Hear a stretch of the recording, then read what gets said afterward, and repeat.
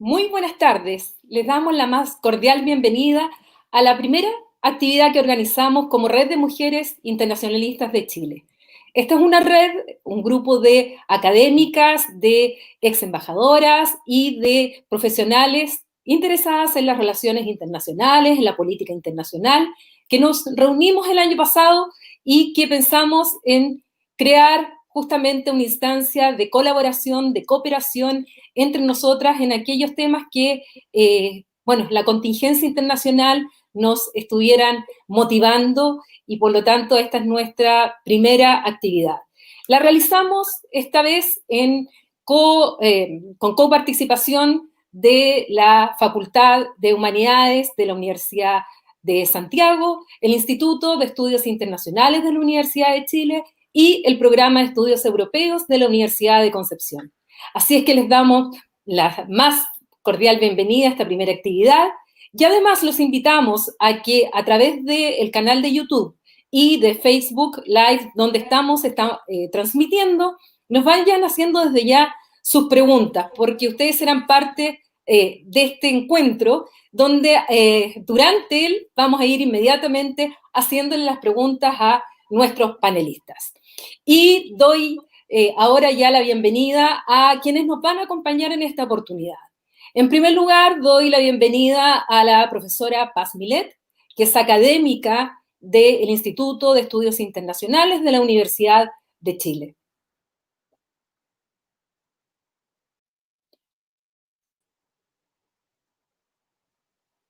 Además, invitamos, tenemos algunos problemas de conexión, parece. Bueno, aprovecho de saludar inmediatamente a la profesora, doctora Pamela Figueroa, que es académica de la Facultad de Humanidades de la Universidad de Santiago de Chile. Un gusto que estés, Pamela, en esta actividad. Muchas gracias, Paulina, muy contenta, sobre todo muy emocionada de estar participando en esta primera actividad de la Red de Mujeres Internacionalistas con un gran tema y un gran panel. Además, debo decir que Pamela es parte de nuestra Red de Mujeres Internacionalistas de Chile. Además, saludo a nuestro invitado de hoy, que nos acompaña, que es José Antonio Sanahúja, quien es director de la Fundación Carolina y al mismo tiempo es académico de la Universidad Complutense de Madrid, que desde allá, con los 40 grados que nos contaba que hay, nos está acompañando esta tarde. Buenas tardes, buenas noches para ti, José Antonio. Pues muy buenas tardes, ¿no? La verdad es que es un gusto, un placer y también un privilegio, ¿no? Poder participar de esta primera actividad de la Red de Mujeres Internacionalistas y, desde luego, lo primero es felicitaros por la iniciativa, porque es muy necesaria. Muchas gracias. Parece que tenemos algún problema de conexión con Paz. La esperaremos, se integrará a la conversación apenas pueda tener de nuevo ya la conexión. Partamos entonces con ustedes, Pamela, José Antonio. La primera pregunta que le quiero hacer a ambos dice relación con el título de nuestro seminario, que mea culpa inmediatamente porque la verdad es que nuestro título habla de la importancia del nombramiento del presidente o presidenta del Banco Interamericano de Desarrollo, pero la verdad es que no es nombramiento, es elección. Así es que inmediatamente el mea culpa respecto a este título. Hola, Paz. Hola. Ahora sí. Ahora sí. Gusto saludarte. También Paz es integrante de la Red de Mujeres Internacionalistas de Chile. Bien, yo les decía, Paz, que partimos ahora con una pregunta para todos ustedes y es justamente ¿cuál es la importancia que tiene esta elección del presidente o presidenta del Banco Interamericano de Desarrollo? Si siempre ha sido importante o es el contexto actual que le está dando una relevancia muchísimo mayor, porque antes muchas veces ni siquiera aparecía en la prensa y hoy día ya vemos que hay un debate bastante intenso y que puede que se siga intensificando con el tiempo. Parto contigo, Paz, respecto a cuál crees es la importancia de esta elección. Bueno, muchas gracias. Yo creo que es vital la elección porque el BID es una de las principales fuentes de financiamiento para el desarrollo en la región y ha tenido un rol fundamental, por ejemplo, en el financiamiento durante la pandemia, en áreas de prevención en materia de salud, en generación de infraestructura, pero porque además es un espacio de influencia, no sé si definirlo de poder de alguna manera para los países de la región. Y creo que hoy es más vital que nunca, sobre todo por el financiamiento de la pospandemia, de los recursos que va a necesitar una región como América Latina que está quedando muy dañada por la pandemia, que ya venía con un escenario difícil y que era más agudo en algunos países de la región que habían sido objeto de estallidos sociales, pero también porque de alguna manera es un marco de influencia en que los países latinoamericanos quieren preservar frente a la decisión de Estados Unidos de por primera vez en la historia presentar un candidato a la presidencia del BID. Pamela, ¿coincides en el análisis? ¿Tienes alguna idea que complementara lo dicho por Paz?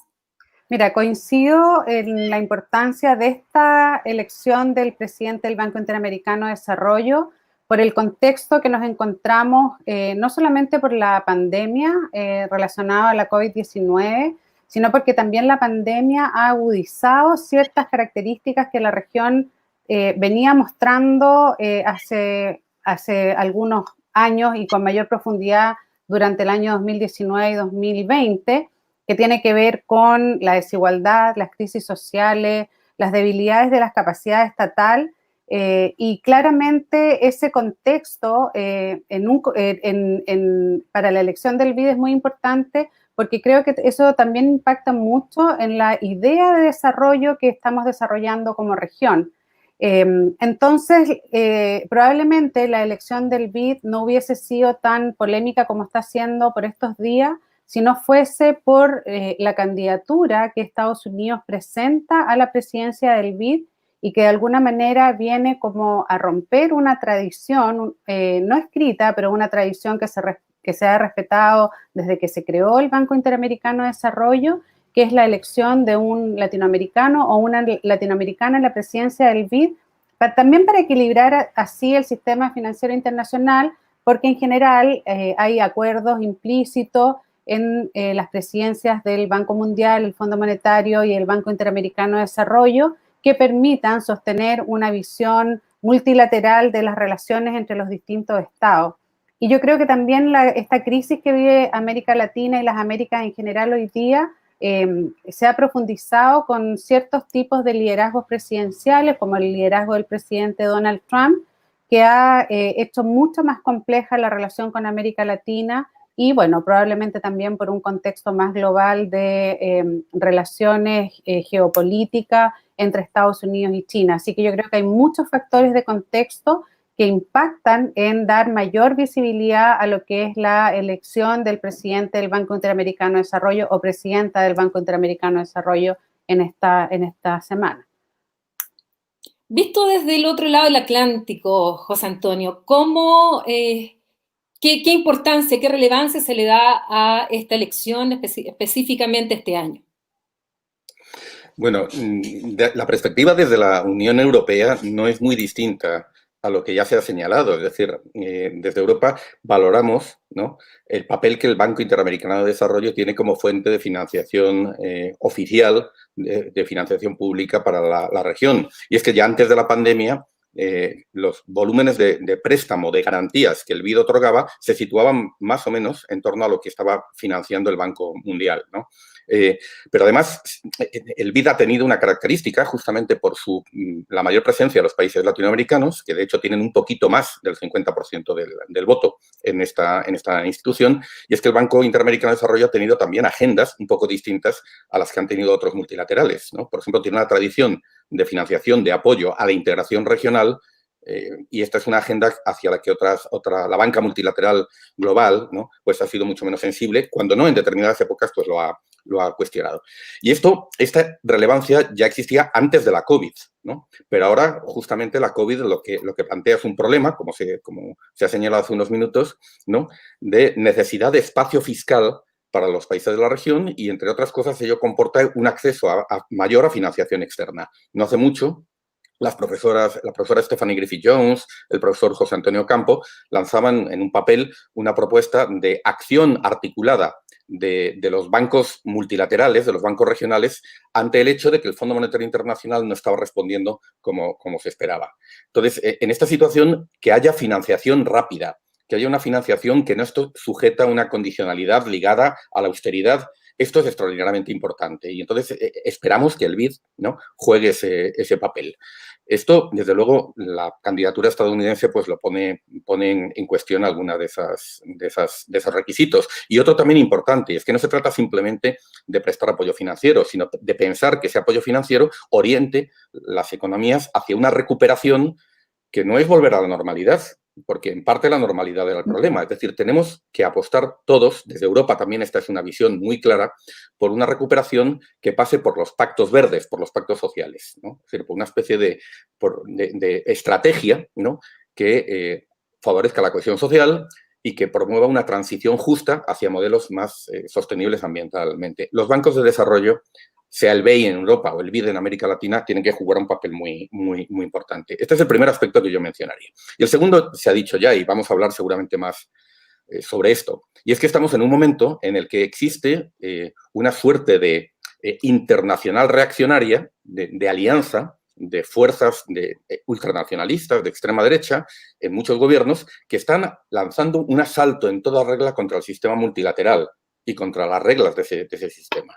Y en concreto, la presidencia del BID, hay una regla no escrita, pero respetada, y es una regla muy importante, y es que es el único banco de desarrollo en el que los países prestatarios tienen el liderazgo, ¿no? Y esto da a esos países un sentido de pertenencia al Banco Interamericano de Desarrollo, y también les da una responsabilidad, una corresponsabilidad en el sostenimiento del sistema multilateral que la candidatura estadounidense está poniendo en cuestión. Entonces, francamente, en este momento, ese asalto al sistema multilateral, esa idea de que el sistema multilateral no tiene que responder a los intereses de una colectividad, sino a los intereses parciales de una superpotencia, ese intento de convertir al BID, si se me permite una expresión un poco directa, en una especie de OEA financiera, francamente, rompe con entendimientos muy asentados, es parte de ese asalto al sistema multilateral, y esto, desde luego, también es una preocupación compartida, creo, entre Europa y muchos de nuestros socios y amigos latinoamericanos. Entremos ya en el terreno latinoamericano con Paz y Pamela. ¿Qué desafíos se le presenta a América Latina, por lo tanto, esta elección 2020? Sabemos que la elección en principio debería ser en septiembre y hay desafíos, tal como ustedes lo han señalado, con la candidatura estadounidense. ¿Cómo ven ustedes el panorama en América Latina para hacer frente a esta candidatura? Y, por lo tanto, bueno, claramente aquí América Latina tiene una voz que hacer valer, pero ¿tenemos una sola voz? Parto contigo, Paz. Bueno, yo creo que América Latina tiene un escenario muy difícil en el actual contexto porque la región está muy fragmentada.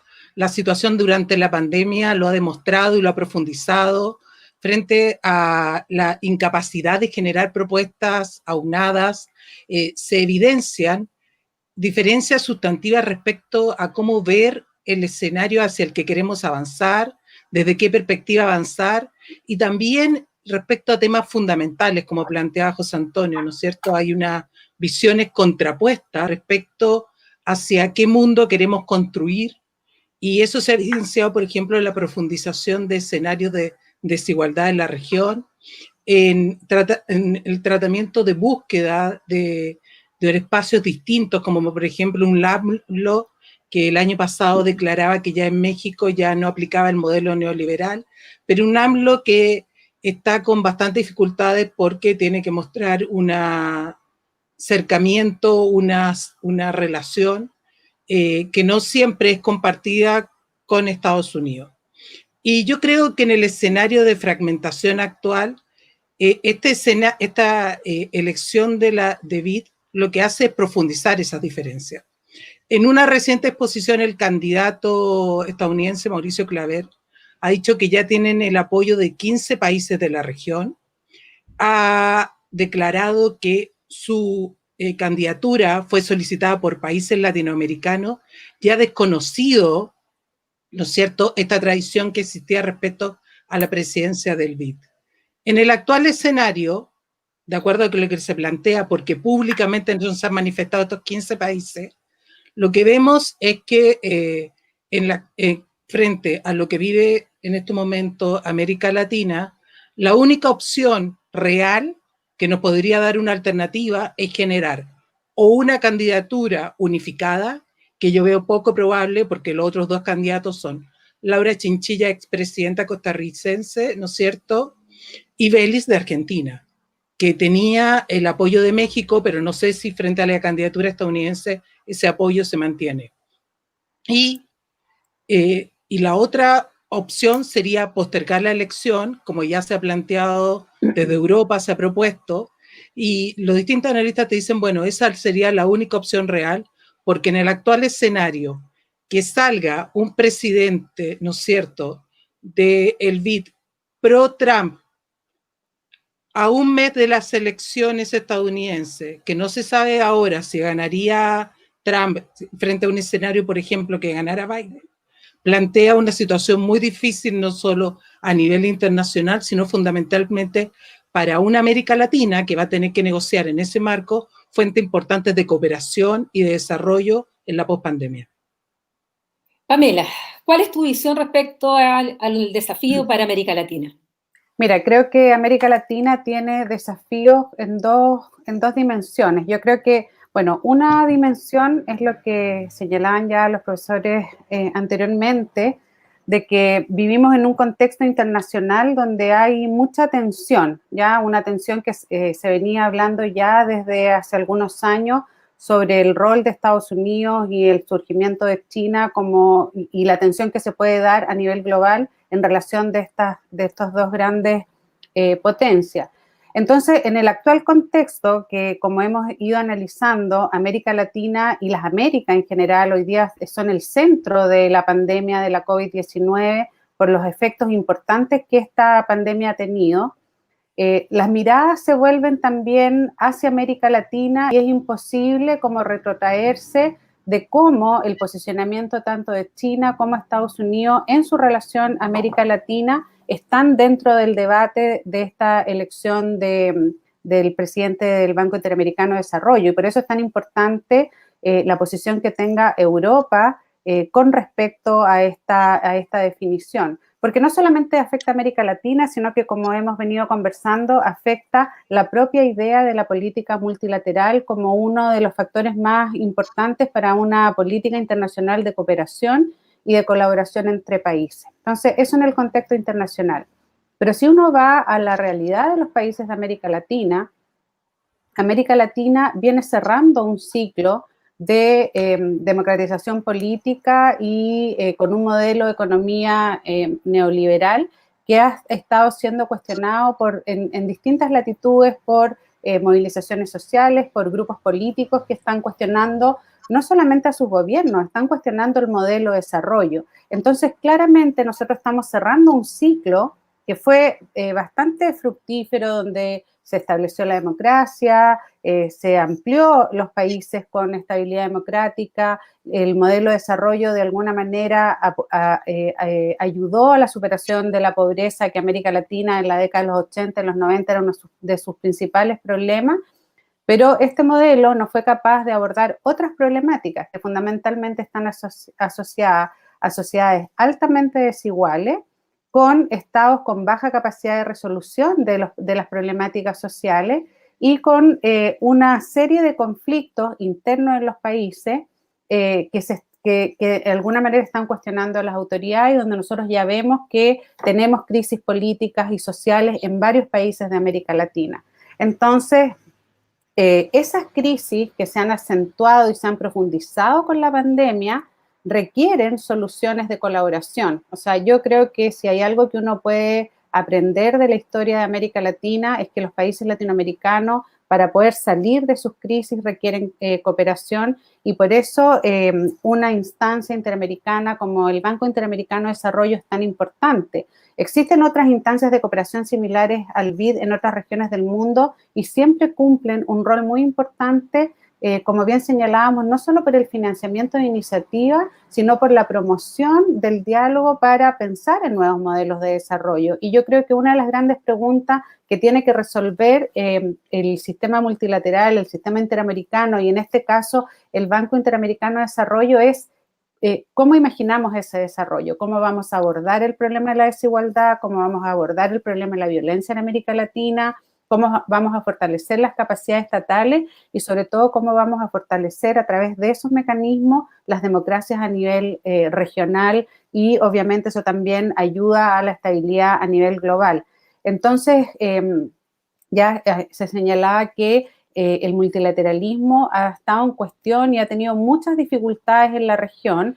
El tema de la Organización de Estados Americanos ha estado en tensión durante el último tiempo y yo creo que acá estamos en un momento bien importante de definir cómo los países de América Latina apuestan en colaborar entre sí para afianzar el multilateralismo como mecanismo de resolución de los conflictos regionales y eso en una buena relación obviamente entre todos los países. El BID tiene un sistema de elección de ponderación del voto por los países, entonces eso también genera unas diferencias estratégicas de cómo ir definiendo esa elección y hay, como se señalaba acá, hay una preocupación también por una visión ideológica del candidato que está proponiendo el presidente Donald Trump, de Mauricio Claver Carone, que ha sido cuestionado incluso por senadores norteamericanos, senadores demócratas, como el senador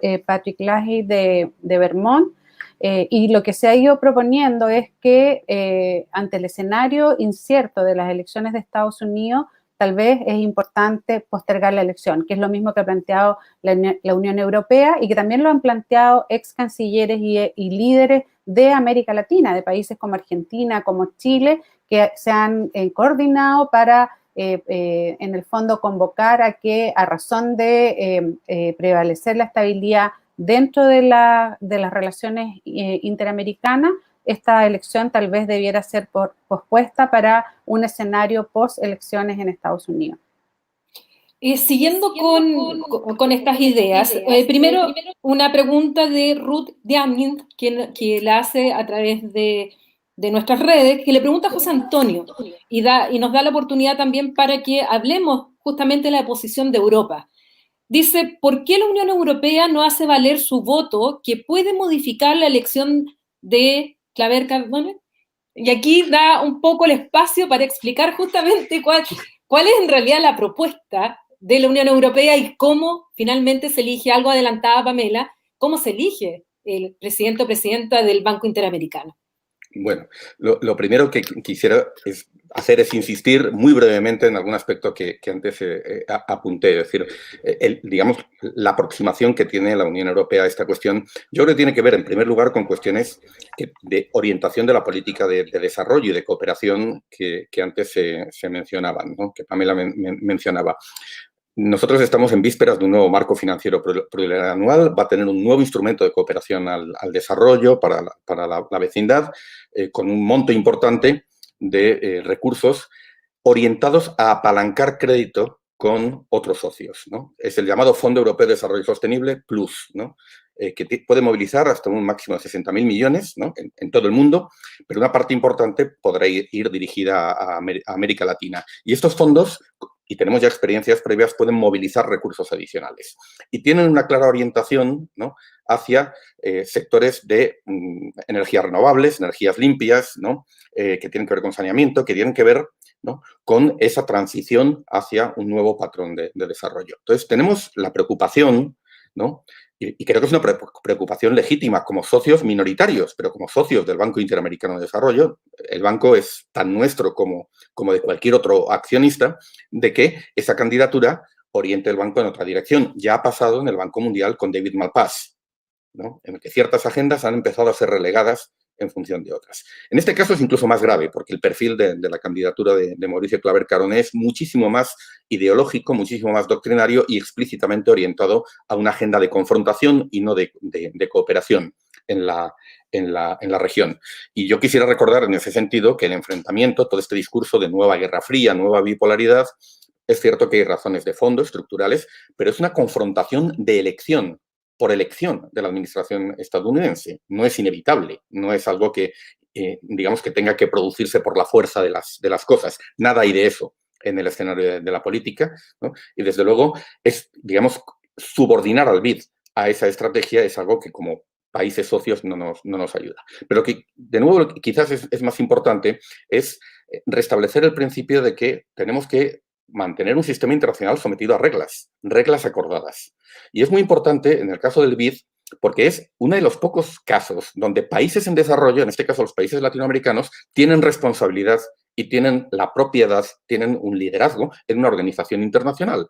Si el mensaje es que ni siquiera ustedes van a tener esto, porque todo va a quedar sometido ahora a un control del hegemón de turno, después no podemos, es muy difícil que podamos pedir compromiso con un sistema multilateral como el que estamos tratando de defender frente a aquellos actores, a aquellas fuerzas políticas que están cuestionándolo. Bueno, es cierto que la desunión, se ha dicho, la fractura política que existe en América Latina, que ya era grave y ahora lo es más con la COVID, resulta hasta cierto punto un poco difícil de explicarle a la ciudadanía que andamos con estas pugnas ideológicas cuando tenemos estas cifras de muertos. O sea, se esperaría de los líderes una actitud efectivamente más cooperativa, ¿no? Pero es cierto que esto no ha producido, y esto es un factor importante, una candidatura de consenso latinoamericano. Y esto ha facilitado que haya irrumpido a última hora, de mala manera, ¿no? Y además de una forma bastante impositiva, ¿no? La candidatura estadounidense. Entonces, lo que la Unión Europea está diciendo no está inclinándose por ningún candidato o candidata en concreto. Lo que está diciendo es que esto es una cosa muy seria y que requiere de una discusión sosegada, que requiere de tiempo, que no se puede improvisar. Y lo que está pidiendo, en la carta concretamente del alto representante, es que se posponga la decisión a la Junta de Gobernadores, que ya está convocada para el mes de marzo, que ya está programada, ¿no? Preguntaba Ruth que por qué la Unión Europea no ejerce su poder de voto. Bueno, la Unión Europea, de hecho, quiere ejercer su poder de voto.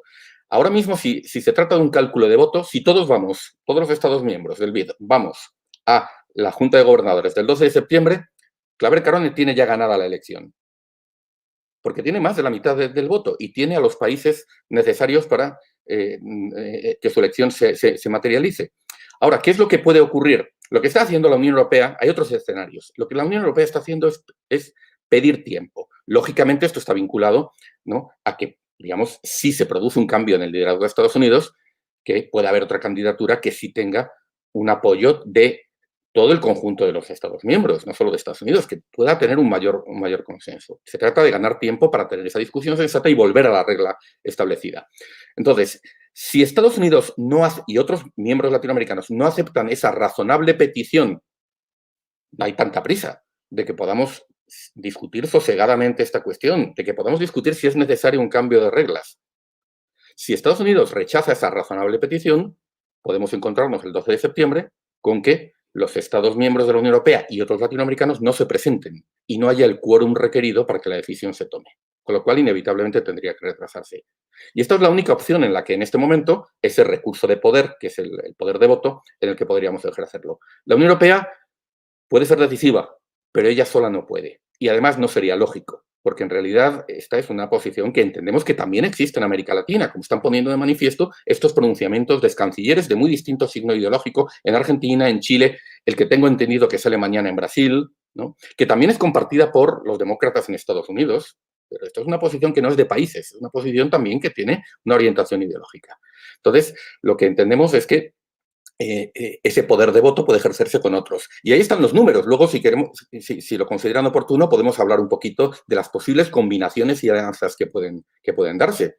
En este momento, Unión Europea con Argentina, ¿no?, llegaríamos a en torno a un 20% del poder de voto y no se alcanza el 25% requerido, algo más del 25%, para que no haya quórum y, por lo tanto, no pueda realizarse la elección. Necesitamos a México o a Canadá y algún otro país chico, o a Japón, ¿no? Estas, digamos, serían las combinaciones. Y por eso, antes se apuntaba la importancia que tiene que tiene López Obrador, que tiene el gobierno de México en esta coyuntura. Ha comprometido inicialmente el voto a favor del candidato argentino, pero creo que tenemos dudas razonables, que es razonable tener dudas a raíz de la visita de López Obrador a Estados Unidos y de la posición que México ha adoptado en muchos asuntos de la agenda hacia los Estados Unidos, de una colaboración, yo diría casi de subordinación en muchos aspectos.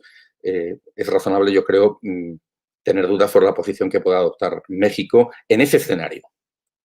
Ahora aprovecho, José Antonio, otra pregunta que nos ha llegado y que está muy vinculada a lo que estaba señalando. Dice Pablo Navarro, ¿qué tan posible es que la Unión Europea solicite de manera formal el aplazamiento de las elecciones del BID? Y si esto implicaría las relaciones entre la Unión Europea y Estados Unidos. Esto tiene una respuesta mucho más rápida, que antes me he extendido mucho. Lo que sabemos es que hay una carta del alto representante que ha dirigido a los Estados miembros, 15 Estados miembros de la Unión Europea, que también lo son del BID, para ver si hay acuerdo y, de esa forma, los Estados miembros coordinarían su posición ante el Banco Interamericano de Desarrollo. Esto se podría concretar, en primer lugar, en una declaración del alto representante, ¿no?, pidiendo ya formalmente ese retraso, y que el día... y si ese retraso no es admitido, el 12 de septiembre, pues los Estados miembros de la Unión Europea y algunos más no se presentasen a la Junta de Gobernadores, impidiendo, por lo tanto, la elección. Entonces, en este momento tenemos indicios de que un grupo importante de Estados miembros de la Unión Europea sería favorable a esta posición, pero todavía faltan algunos por pronunciarse, ¿no? En concreto, quisiera también dar este pequeño dato. Aunque los 15 Estados miembros de la Unión Europea tenemos el 9.2% del voto del accionariado y del voto en la Junta de Gobernadores del BID, ¿no?, solo 4 Estados miembros, Alemania, España, Francia e Italia, tienen el 7,71%. Es decir, que en realidad son esos 4 dentro de la Unión Europea los que serían clave para lograr un pronunciamiento común que haría en ese caso el alto representante. Y había una segunda parte de la pregunta que no recuerdo ahora. Así es, ¿en qué pie quedarían o se complicarían las relaciones entre la Unión Europea y Estados Unidos, esta posición europea? Bueno, evidentemente, mejorar, no, digamos, no van a mejorar, ¿no? Ahora, nos preguntamos si pueden empeorar mucho más, ¿no? Es decir, hemos tenido una secuencia en este último periodo, desde la decisión última de Estados Unidos de sacar tropas de Alemania, acusando de nuevo a ese gobierno de no pagar la factura que corresponde a su membresía en la OTAN. Tenemos amenaza de aranceles sobre el sector automotriz, tenemos aranceles ya aplicados sobre muchos productos agropecuarios, incluyendo aceite de oliva, aceitunas en el caso de España. Es decir, las relaciones, seamos claros, están en este momento en un nivel bajísimo. Tenemos un profundo desacuerdo sobre Venezuela, sobre Cuba. La Unión Europea ha tenido que activar un estatuto de bloqueo, ¿no?, para amparar a aquellas empresas o particulares que sean sancionados por hacer transacciones comerciales con Cuba. Por lo tanto, aunque puedan empeorar, el margen en este momento ya es muy, muy pequeño. Y mi impresión es que sería un coste político que podría ser asumido por la Unión Europea. Bien, otra pregunta de quienes nos están escuchando, quienes saludamos también porque tenemos bastante audiencia vía nuestras redes sociales. Y esta pregunta va para Paz y para Pamela. Javier Sepúlveda dice, excelente panel. Una duda, ¿qué posición debe tomar el nuevo ministro de Relaciones Exteriores de Chile, el señor Alamán? ¿Y qué factores debe ponderar respecto a este tema? Partamos esta vez por ti, Pamela. Bueno, creo que es importante señalar que probablemente el cambio de canciller en Chile, bueno, siempre los cambios de ministro dan una nueva oportunidad a acentuar o cambiar ciertas líneas de política. Al parecer, el ministro Andrés Alamán ha expresado su manifiesta voluntad de mejorar la inserción de Chile a nivel internacional y ha estado dando algunas muestras de eso. También el ministro Alamán tiene una historia con el BID, tiene una relación con el Banco Interamericano de Desarrollo, pero eso también se da en el contexto de una política gubernamental en esta materia, ¿ya? Bien se señalaba acá que la posición de Chile en el multilateralismo no ha sido muy clara durante el último tiempo, ya más bien se ha criticado por ex cancilleres dentro de Chile de no fortalecer la política multilateral y la presencia de Chile a nivel internacional, y eso lo hemos visto en las últimas semanas con decisiones que se tomaron bajo la administración del anterior canciller, con el cierre de embajadas, etcétera. Por tanto, creo que el ministro Andrés Alamán tiene la oportunidad de tomar una decisión que vaya en la vía del fortalecimiento de las relaciones multilaterales y del posicionamiento que ha tenido Chile históricamente en esta línea, ¿ya? Yo creo que en el caso de Chile, la política exterior ha intentado seguir compromisos transversales, históricos, de fortalecer nuestra presencia a nivel internacional en temas de fortalecimiento de la democracia, desarrollo de la paz, etcétera. Y creo que el ministro Alamán, en esta oportunidad que es tan importante con respecto a la relación del BID, debiera buscar el fortalecimiento de esas posiciones. Eso es difícil de decir porque yo creo que la posición de Estados Unidos, y es una de las críticas que se le hace también a la candidatura de Estados Unidos al BID, de que no fue una candidatura que surgió como de la conversación o el diálogo entre distintos países, sino que más bien es una candidatura que ha surgido como una presión frente a los países de la región en la búsqueda, en la disputa que existe de la preeminencia de Estados Unidos sobre la región, en su relación de las nuevas equilibrios geopolíticos mundiales. Y recordemos que en el caso de Chile hemos tenido importantes conversaciones del presidente de la República con el presidente de Estados Unidos en busca de generar ciertas colaboraciones. Entonces creo que la posición del ministro Alamán va a estar tensionada por lo que ha sido la historia de la política exterior chilena y por la posición actual del gobierno. Y yo creo que los factores que se debieran considerar fundamentalmente tienen que ver con la necesidad de colaboración para poder salir de la crisis económica, social y política que se encuentra América Latina y también Chile. Recordemos que siempre Chile era estudiado como uno de los casos de mayor estabilidad en América Latina en términos políticos, sociales y económicos. Siempre se destacaba a nivel regional que Chile era una democracia con alta estabilidad, con un modelo de desarrollo que había logrado generar paz social, y eso es una idea, un imaginario que se rompió el año pasado, y de alguna manera nos vemos más latinoamericanos que antes. Entonces creo que es muy importante las señales que demos como país en términos de la colaboración con nuestros países vecinos.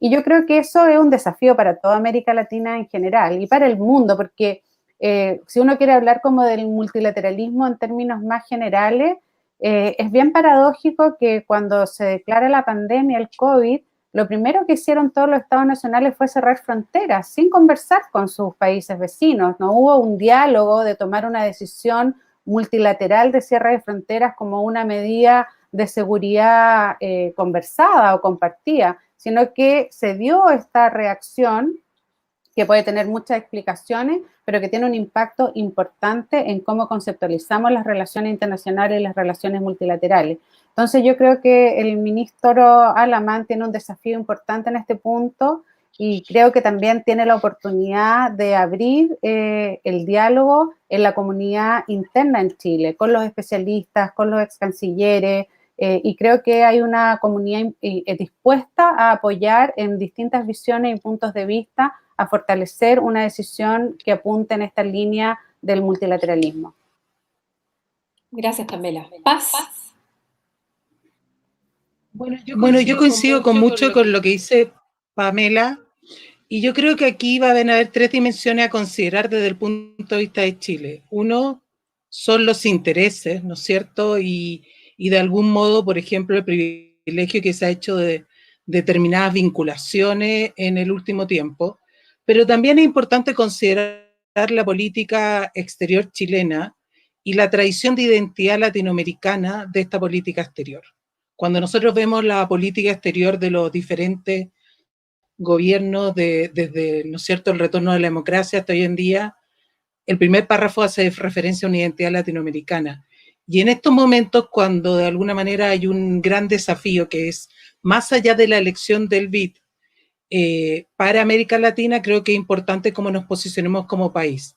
Ya que hago referencia con esto de identidad latinoamericana, creo que hay 3 temas que tenemos que considerar de esa perspectiva. Primero, que el primer presidente del BID fue un chileno, Felipe Herrera. El BID tiene un significado en nuestra institucionalidad y en nuestra política exterior. Importante de considerar. Después, como hacían referencia a los otros profesores, hay un escenario internacional muy difícil, pero también en la región evidenciamos una gran crisis que va más allá de la pandemia, que es la crisis venezolana. No podemos dejar de considerar que, por ejemplo, hace un año el BID fue el principal organismo multilateral que avaló a Guaidó. Y en el marco de la política exterior desarrollada por el actual gobierno chileno, uno de los temas más cuestionados ha sido el apoyo a Guaidó, ¿no es cierto?, la participación en Cúcuta y el posicionamiento, por ejemplo, que se ha tenido como Grupo de Lima. Entonces, quizás esta oportunidad sea para entregar una visión de que hay una evaluación de lo que se ha realizado y la importancia, ¿no es cierto?, de entender que no se ha logrado avanzar hacia la solución de la crisis venezolana y que quizás se tiene que plantear por otra vía. Y también yo creo desde esta perspectiva es muy importante considerar los otros intereses que hay en la elección.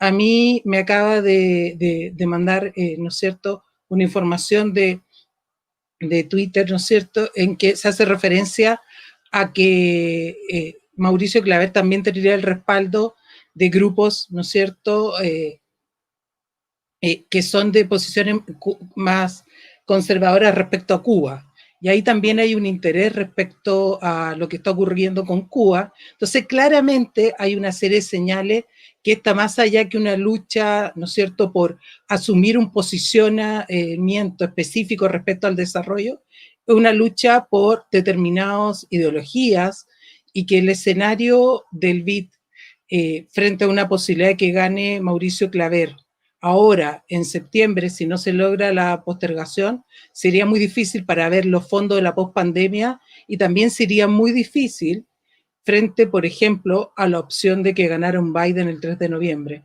Entonces yo creo que en este momento el llamado a la moderación y a tomar decisiones con una visión de más largo plazo y no cortoplacista. Bien, otra pregunta de quienes nos están mirando a través de nuestras redes sociales. Lilian Bodea pregunta, ¿qué sugerencias tienen para hacer lobby dentro de las fuerzas políticas más progresistas dentro de Estados Unidos? No sé quién quiere partir dando ideas a esta pregunta de Lilian. José Antonio, te dejo la palabra. ¿Qué ideas habrían ahí? ¿Cómo influir en esta fuerza? Bueno, me consta que algo de esto ya se está haciendo. Por eso te pregunto mejor directo. Claro. Y hay resultados, ¿no? Es decir, que antes se ha hecho referencia al pronunciamiento del senador Ligi, ¿no? Tenemos también una carta dirigida al secretario del Tesoro de Mnuchin de 8, si no recuerdo mal, 8 congresistas, además de indudable relevancia en algunos casos, ¿no? Y que piden exactamente lo mismo, ¿no? Piden, digamos, que no se adopte una decisión apresurada, ¿no? Y que se respete una norma establecida, no escrita, pero firmemente establecida, ¿no? Que es la norma de que el Banco Interamericano de Desarrollo es dirigido por un latinoamericano, ¿no? Yo, además, me gustaría, esto ha sido también importante en la Unión Europea. Puedo decirles que el hecho de que haya habido voces estadounidenses más moderadas, ¿no? Voces que están, digamos, que quieren respetar las normas y que ven con preocupación, ¿no?, la subordinación de un importante organismo multilateral a una línea extraordinariamente ideologizada, muy doctrinaria, muy poco técnica y también muy poco preocupada por estas agendas de desarrollo que necesitamos, estas voces que se hayan levantado y que se hayan pronunciado han sido también importantes para que en la Unión Europea se vea que esta no es una posición ajena al hemisferio, ¿no? Sino que en realidad es compartida también por sectores en Estados Unidos. Vamos, puedo decirle a Lilian Bovea, que además aprovecho para saludarla, ¿no? que hay algunos contactos con organizaciones en Estados Unidos que han sido muy activas y son muy activas en el diálogo con América Latina y en la incidencia política en el Congreso. Un apunte, yo quisiera recordar de todas formas que la lectura que estamos haciendo sobre la norma que se está tratando de vulnerar ahora es una lectura incompleta. O sea, porque la norma no es solamente que sea una personalidad latinoamericana quien dirija el BID, ¿no? Hasta ahora ha sido un hombre, ojalá en algún momento pueda ser una mujer, ¿por qué no? Debería ya a estas alturas. Ya ese paso se ha dado en el FMI, se ha dado en algún otro organismo internacional. Es que la regla contempla también que la sede del organismo permanece en Washington. En los años 70 hubo países latinoamericanos, ¿no?, que ante un cambio en el accionariado del banco que les dio más peso, plantearon y objetaron esta parte del acuerdo no escrito y la sede del BID continúa en Washington. El vicepresidente o vicepresidenta es estadounidense y además hay un entendimiento, ¿no? Y de hecho Estados Unidos tiene el porcentaje de votos suficiente para ejercer un veto sobre el candidato latinoamericano. Si la candidatura latinoamericana consensuada no le gusta, esa candidatura no tiene recorrido, ¿no? Entonces, es un acuerdo que tiene muchas más derivadas y muchos más matices que es importante recordar. Y algunos congresistas estadounidenses han recordado esto. Dice, ojo, Estados Unidos tiene un peso enorme en el BID y ejerce una enorme influencia en el Banco Interamericano de Desarrollo. Por lo tanto, incluso podría argumentarse que esta propuesta que está haciendo la administración Trump, ¿no? Es una propuesta casi, diríamos, si no superflua, es porque en realidad lo que hay es una agenda ideológica, una agenda doctrinaria, que de otra manera no podría llevarse a cabo con otro juego de pesos y contrapesos en el banco. ¿Quisieran alguna de ustedes agregar algo a lo señalado? Entonces pasamos a otras preguntas para Paz y para Pamela. Nos pregunta Jacinta Isabel, ¿incidió la disputa de Trump con China en la presentación de la candidatura estadounidense? ¿Y cómo ese conflicto podría afectar la labor del BID en la región? Paz, partamos contigo. Sí, si me permite que empiece Pamela, porque ella tiene que retirarse en 5 minutos. Acabo de ver el mensaje interno de Pamela. Pamela, bueno, le digo a quienes nos están viendo que Pamela tiene que retirarse por otro compromiso, así es que, digamos un poco tu idea para cierre de tu intervención en este seminario. Perfecto, muchas gracias.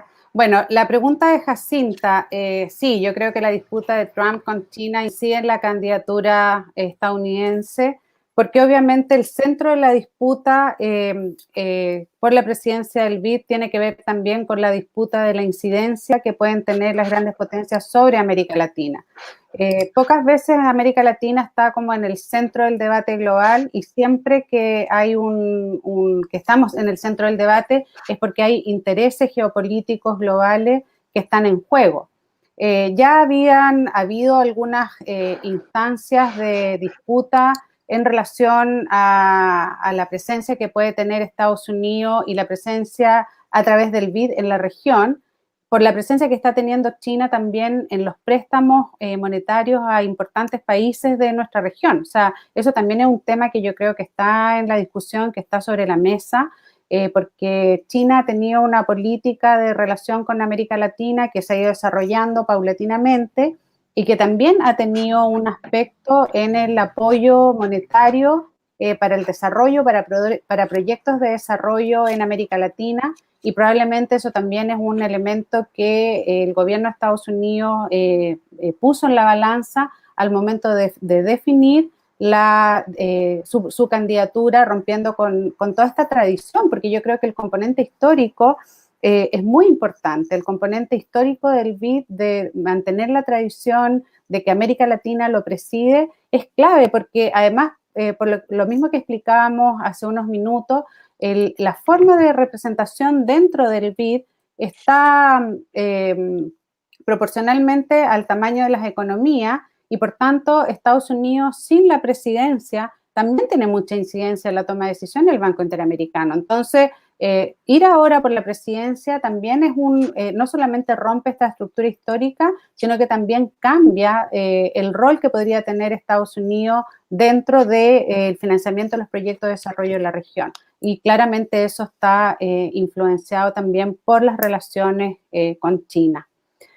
Bueno, como explicaba Paulina, por otro compromiso que tenía con anticipación, me tengo que retirar un poco antes y quiero darles las gracias a José Antonio, a Paz y a Paulina y a todos los que nos están acompañando. O sea, creo que va a seguir el debate de una manera muy interesante y me alegro mucho de haber participado en esta instancia. Gracias, Pamela, y esta será, por cierto, nuestra primera de muchas otras actividades como Red de Mujeres Internacionalistas. Así que un gusto haber contado en esta primera actividad contigo. Muchas gracias. Sigamos, Paz, pensando un poco en la pregunta que se hizo, en este contexto, si es que esta candidatura surgió efectivamente por este enfrentamiento entre Estados Unidos y China. Sí, mira, yo quería complementar lo que dijo Pamela con otros datos que me parecen muy relevantes de considerar. Desde mi punto de vista, efectivamente, hay un intento de contrapesar la influencia que está teniendo China en la región. Si nosotros vemos la evolución en los últimos años, sin duda China ha logrado consolidar una relación muy dinámica con gran parte de los países de la región.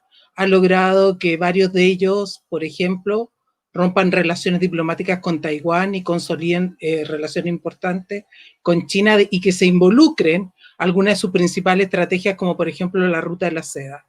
Y creo que esto es más importante en el actual escenario y en el escenario post-pandemia. Si uno ve el escenario post-pandemia, de acuerdo a las condiciones actuales, nuestro principal acreedor será China.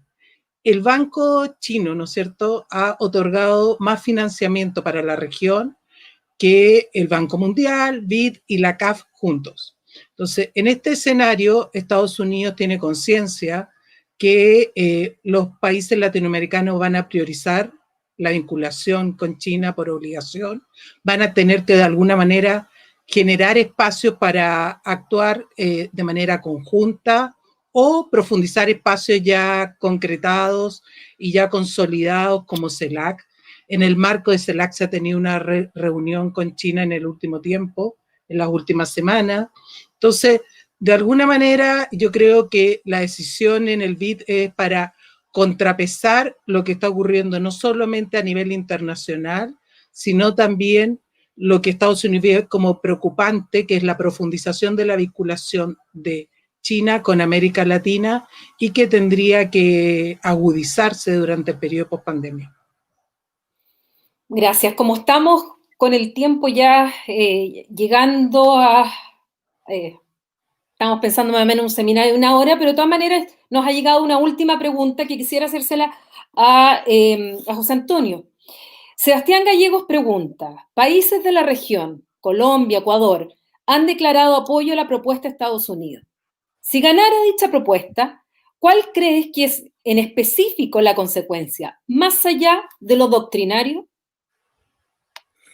Bueno, yo quisiera, en primer lugar, complementar lo que han dicho antes Paz y Pamela respecto a la lógica, al papel que tiene, digamos, la disputa estratégica entre China y Estados Unidos en esta candidatura. Y coincido plenamente que es un factor importante, pero creo que no es el único. O sea, creo que también hay una lógica más hemisférica, ¿no? Y que tiene que ver con las fracturas ideológicas que hay en la región y el proyecto que tiene Estados Unidos en relación a Cuba y en relación a Venezuela y a otras fuerzas progresistas en la región, ¿no?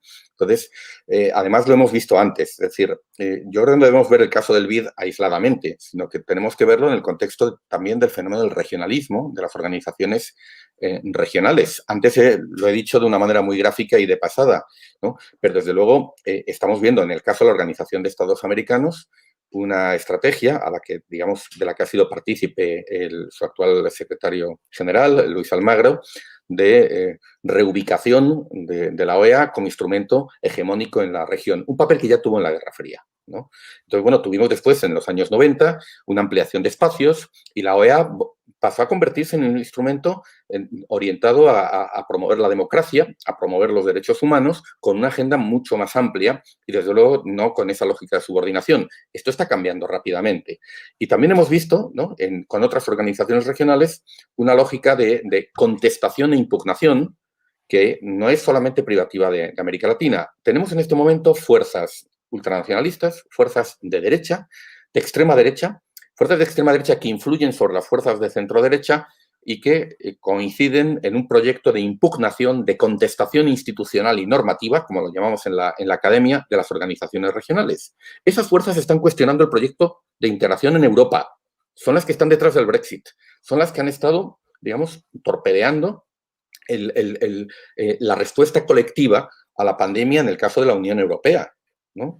Pero más allá de los acentos y de los rasgos europeos de esa dinámica, la observamos también en América Latina. Lo que hay es una coalición de organizaciones mucho más, de partidos, de líderes, de gobiernos, mucho más orientados hacia la derecha, en connivencia con la administración Trump. Un rasgo de esta política exterior es el alineamiento incondicional con los Estados Unidos, lo ha sido también en otros casos, y que están impugnando las organizaciones regionales en favor de otra lógica, ¿no? Entonces, creo que también hay que verlo desde esta perspectiva, ¿no? Esto sería de esta perspectiva o esta lógica hemisférica que tiene que ver con una lógica ideológica. Ahora, la pregunta se dirigía, decía, bueno, ¿qué es más allá de lo doctrinario? Yo es que no establecería esta distinción.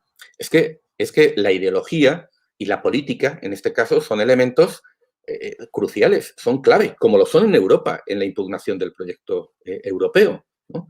Entonces, aquí no se puede separar, digamos, esta orientación ideológica de los efectos prácticos. Efectos prácticos, va a cambiar la orientación de los créditos. Va a cambiar las áreas hacia las que esos créditos van a estar dirigidos. Va a haber vetos de gobiernos, ¿no? Como los hubo en el pasado. No es la primera vez, ¿no?, que el Banco Interamericano de Desarrollo deja de prestar a un país miembro por las presiones y los vetos de Estados Unidos por razones ideológicas. Ocurrió en los años 80 con Nicaragua, por ejemplo, y ha ocurrido en otros momentos.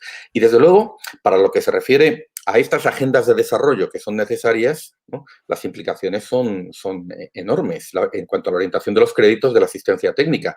Yo tengo la impresión, porque lo hemos visto ya en el Banco Mundial, que la atención hacia, ¿no?, digamos, hacia esa transición hacia nuevas formas de producción y de consumo, hacia nuevas fuentes de energía, ¿no?, que necesitamos en esta pospandemia, pues va a recibir mucha menos atención. Si esto se materializa, claro. Muchísimas gracias. Les agradezco a ambos la participación en este seminario que hemos tenido, debo decirle, muy buena audiencia. Mucha gente interesada, tanto con saludos y preguntas, y además quisimos que fueran justamente quienes nos estaban escuchando, quienes fueran parte del debate, y por eso que decidimos hacerlo justamente a través de las preguntas de la gente que nos está escuchando.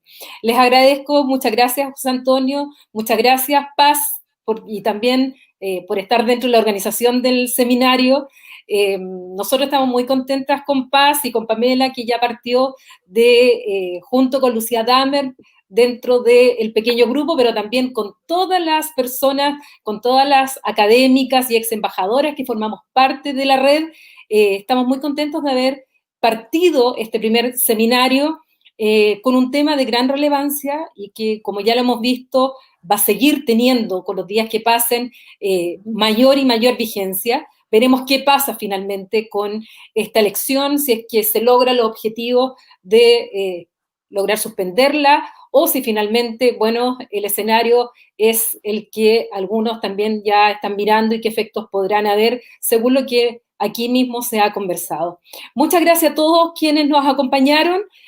Seguiremos organizando actividades desde la Red de Mujeres Internacionalistas de Chile, siempre con temas de actualidad internacional irán conociendo a todas las que formamos parte de la red y siempre también invitando a académicos a que nos acompañen en el debate. Así es que con esto solo me despido y los dejamos también invitados a que puedan ver este video que quedará en el canal de YouTube y compartiremos también por nuestras redes sociales. Síganos en Twitter, donde está nuestra cuenta. Muchas gracias, buenas tardes y buenas noches por allá por España.